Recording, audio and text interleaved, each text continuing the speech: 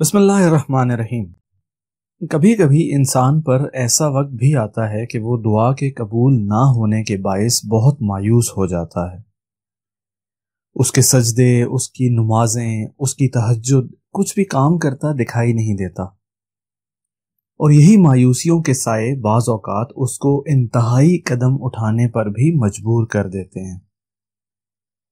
انسان محسوس کرتا ہے کہ شاید اس سے کوئی بہت بڑا گناہ ہو گیا ہے جس کی وجہ سے اللہ تعالیٰ اس سے ناراض اور اس کی دعا قبول کرنے سے انکاری ہیں۔ آج کی اس ویڈیو میں آپ جانیں گے کہ کبھی کبھی دل و جان سے دعا کرنے کے باوجود بھی ہماری دعائیں قبول کیوں نہیں ہوتی۔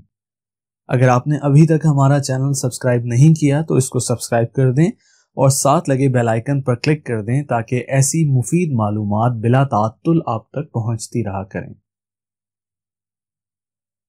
اے ابن آدم، ایک میری چاہت ہے اور ایک تیری چاہت ہے، پر ہوگا وہی جو میری چاہت ہے۔ پس اگر تو نے سپرد کر دیا اپنے آپ کو اس کے جو میری چاہت ہے تو میں بخش دوں گا تجھ کو وہ بھی جو تیری چاہت ہے، پر اگر تو نے نافرمانی کی اس کی جو میری چاہت ہے تو میں تھکا دوں گا تجھ کو اس میں جو تیری چاہت ہے، پھر ہوگا وہی جو میری چاہت ہے۔ دوستو، اس حدیث قدسی میں ایک بات عیاں ہے کہ اللہ تعالیٰ کی چاہت تمام انسانوں کی چاہت سے مقدم ہے۔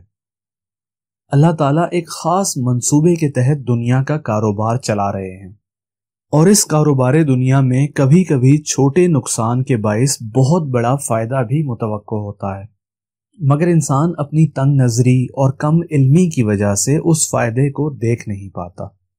اپنی دعاؤں کی قبولیت کے لیے صدقے دیتا ہے، عبادات کو مزید بڑھا دیتا ہے، مگر یہاں یہ سمجھنے کی بڑی شدید ضرورت ہے کہ دعا کی قبولیت کا تعلق انسان کے تقوی سے زیادہ اللہ تعالیٰ کے اسی منصوبے سے ہے جس کا ابھی اوپر ذکر ہوا۔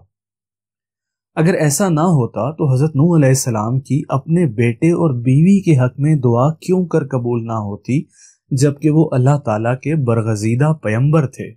حضرت یعقوب علیہ السلام حضرت یوسف علیہ السلام کے لیے اتنی دعائیں کرتے تھے کہ دعاؤں میں رو رو کر انہوں نے اپنی بینائی گنوا دی، لیکن اللہ تعالیٰ کی اسکیم میں حضرت یوسف کا چھوٹی عمر میں جانوروں کے آگے چھوڑے جانا، مصر کے بازاروں میں بیچے جانا، ان کیے گناہوں کے بدلے جیل میں پسنا لکھا ہوا تھا، صرف اس لیے کہ اگر ایسا نہ ہوتا تو نہ ایک شخص کبھی مصر کی جیل میں حضرت یوسف سے اپنے خواب کی تعبیر پوچھتا، نہ آپ اس خواب کی بالکل صحیح تعبیر بتاتے، نہ ہی بادشاہ تک آپ کی شہرت پہنچتی، نہ ہی آپ علیہ السلام تخت تک پہنچتے، اور نہ ہی مصر کے عوام کے لیے قحط سے بچنے کے لیے 7 سال کا غلہ جمع ہوتا اور ہزاروں لاکھوں لوگ بھوک سے مر جاتے۔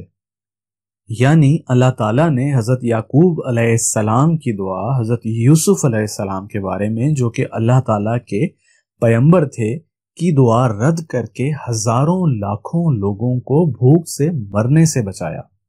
اسی طرح حضرت مریم کی دعا قبول نہ ہونے کا واقعہ بھی ہے۔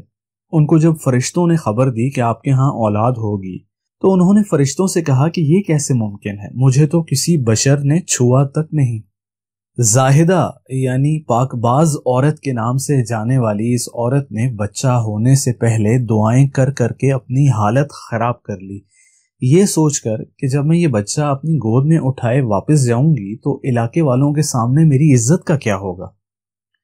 حضرت مریم نے یہاں تک دعا کی کہ اے کاش اس بچے کی ولادت کے ساتھ ہی میں مر جاؤں تاکہ مجھے لوگوں کا سامنا نہ کرنا پڑے۔ موت کی خواہش کی یہ واحد ایکنالجمنٹ ہے جو ہمیں قرآن میں ملتی ہے۔ اتنی عظیم عورت کی اتنی شدت سے مانگی گئی دعا بھی اللہ تعالیٰ نے قبول نہ کی، کیونکہ اللہ تعالیٰ نے یہ طے کر لیا تھا کہ کتنی ہی دعا کیوں نہ ہو جائے، اس معاملے میں جو لکھا ہے وہ نہیں ٹلے گا۔ اور اس سب کے بعد کتنا خوبصورت اعزاز ملا حضرت مریم کو کہ اب ان کا نام تمام عزت و ناموز کے ساتھ قرآن میں جگہ جگہ ملتا ہے۔ قرآن میں حضرت عیسیٰ کو اللہ تعالیٰ بلاتا ہی عیسیٰ ابن مریم کے نام سے ہے، عیسیٰ ابن مریم کے نام سے۔ اللہ تعالیٰ خود ان کی پاکیزگی کی گواہی دیتا ہے۔ دوستو، دعا آن لائن آرڈر دینے کی مصداق نہیں ہے، کہ یہاں آرڈر دیا اور وہاں 2 دن میں آپ کا آرڈر آپ کی دہلیز پر پہنچ گیا۔ دعا تو ایک تعلق ہے آپ کے اور اللہ تعالیٰ کے درمیان، جس کی وجہ سے آپ اپنے معاملات کو اللہ تعالیٰ کے حوالے کر کے سکون میں رہ سکتے ہیں اگر چاہیں تو۔ ضرورت ہے تو اس امر کی کہ معاملہ اللہ تعالیٰ کے حوالے کر کے انسان خود کو پرسکون کر لے اور نتیجہ اوپر والے پر چھوڑ دے۔ کیا آپ کو لگتا ہے کہ حضور پاک صلی اللہ علیہ وآلہ وسلم نے کبھی اپنے چچا ابو لہب کے لیے دعا نہیں کی ہوگی؟ کبھی کبھی آپ کا درد دوسروں کے لیے آسانی کا باعث ہوتا ہے، وگرنہ کتنے والدین ہیں جن کی اپنی اولاد کے حق میں دعا قبول نہیں ہوتی، کتنے بے روزگار ہیں جن کی روزگار کے لیے دعا قبول نہیں ہوتی۔ اللہ تعالیٰ پر بس کامل ایمان رکھیے اور اس بات کو یاد رکھیے کہ دنیا نام ہی امتحان کا ہے، مشکلات کا ہے۔ ان مشکلات سے نکلنے کے لیے اللہ تعالیٰ سے مدد مانگیے نماز اور دعا کے ذریعے۔ دعا کا مقصد ہی مشکلات سے لڑنے کے لیے حوصلہ اکٹھا کرنا ہے، اور یاد رکھیے کہ اللہ تعالیٰ آپ کے تمام دعاؤں کے بدلے آپ کو جنت میں درجے عطا فرمائے گا۔ قیامت کے دن انسان خواہش کرے گا کہ کاش اس کی کوئی بھی دعا قبول نہ ہوئی ہوتی اور ان کے بدلے آج اسے جنت میں اعلیٰ مقام ملتا۔ ناظرین، حسب وعدہ ہم گائیڈنس ٹی وی کے پلیٹ فارم سے ایسے سبق آموز واقعات اور باتیں آپ کے ساتھ شیئر کرتے رہیں گے جو آپ کی زندگی میں بہتری اور ہمارے لیے صدقہ جاریہ کا موجب بنے۔